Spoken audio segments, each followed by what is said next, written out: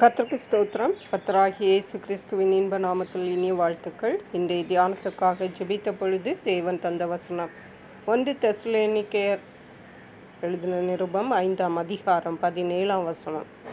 இடைவிடாமல் ஜெபம் பண்ணுங்கள். நம்முடைய கர்த்தராகிய இயேசு கிறிஸ்து அவருடைய பிள்ளைகளாகிய நாம் அவரை நோக்கி ஜெபம் பண்ண வேண்டும், கூப்பிட வேண்டும் என்று விரும்புகிற தேவன் அதை நமக்கு நியமித்திருக்கிறார். தேவனிடத்தில் நாம் ஜெபிக்கும் பொழுது தேவனோடு நாம் உறவாட முடியும். அவருடைய நெருங்கிய தொடர்பிலே அவரோடு பேசி நம்முடைய தேவைகளை அவரிடம் பெற்றுக்கொள்ளவும், அவருடைய மன விருப்பங்களை நாம் அறிந்து கொள்ளவும் முடியும். தேவனிடத்தில் பேசும் பொழுது, நாம் அவரோடு உறவாடும் பொழுது இம்மைக்குரிய காரியங்களை மட்டுமல்லாமல் பரம காரியங்களையும் தேவன் நமக்கு சொல்லுவார். மட்டுமல்ல, இந்த உலகத்திலே இந்த உலகத்தின் லோகாதிபதியுடைய கைகளிலே இருக்கிறது. ஆகவே நாம் இடைவிடாமல் தேவனை நோக்கி ஜெபிக்கும் பொழுதுதான் இந்த உலகத்தின் சவால்களுக்கு நாம் தப்பித்து கொள்ள முடியும்.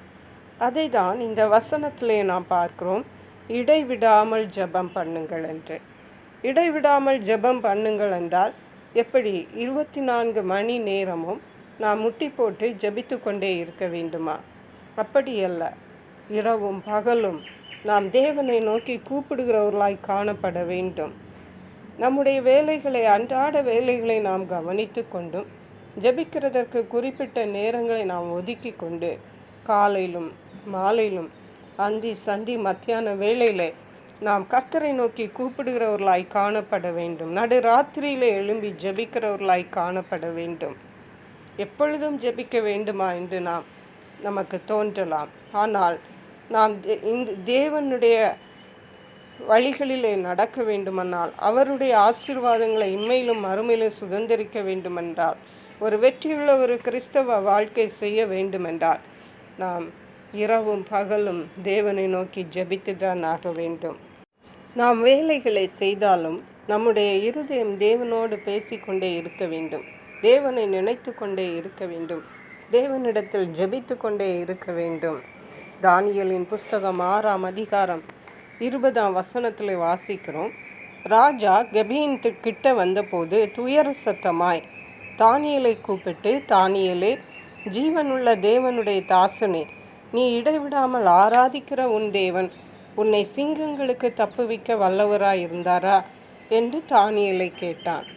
தானியேல் ராஜாவுக்கு அடுத்தபடியாக அரண்மனையிலே வேலை பார்த்த ஒரு தேவ மனிதர். அவர் இடைவிடாமல் தேவனை ஆராதித்திருக்கிறார் என்று இந்த ராஜாவுக்கு தெரிந்திருக்கிறது. இடைவிடாமல் என்றால் இந்த தானியேல் அரண்மனையில் வேலைகளையும் பார்த்தார். ஆனால் இடைவிடாமல் எப்பொழுதும் தேவனோடு அவர் உறவாடி கொண்டிருந்தார். தேவனோடு சஞ்சரித்து கொண்டிருந்தார்.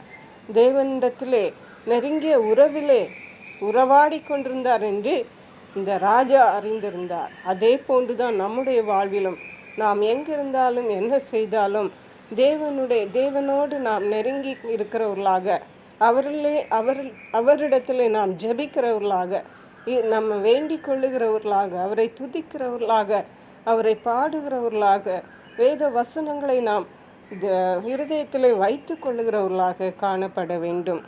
சங்கீதங்களின் புஸ்தகம் 16ஆம் சங்கீதம் 8ஆம் வசனம் சொல்லுகிறது, கர்த்தரை எப்பொழுது எனக்கு முன்பாக வைத்திருக்கிறேன், அவர் என் வலது பார்சத்தில் இருக்கிறபடியால் நான் அசைக்கப்படுவதில்லை என்று. ஆம், பிரியமான தேவனுடைய பிள்ளைகள், தாவீது கூட ஒரு ராஜாவாக இருந்தார். அவராலே கர்த்தரை எப்பொழுதும் அவருக்கு முன்பாக வைத்திருக்க முடிந்ததாம். அப்படி என்றால் சாதாரண மனிதர்களாகிய நாம் எவ்வளவு அதிகமாக கர்த்தரை நாம் இன்னும் நெருங்க முடியும், இன்னும் ஜெபிக்க முடியும், இடைவிடாமல் ஜெபிக்க முடியும், இடைவிடாமல் கர்த்தருடைய காரியங்களில் நாம் ஈடுபட முடியும். அவ்விதமான கிருபைகளை தேவன் நமக்கு தந்தருளுவாராக. ஜெபிப்போம். எங்களை கிருபையை நேசித்து பாதுகாத்து வழி நடத்துகிற எங்கள் அன்பின் தகப்பனே, ஆசீர்வதிக்கப்பட்ட இந்த நல்ல நாளுக்காக நன்றி.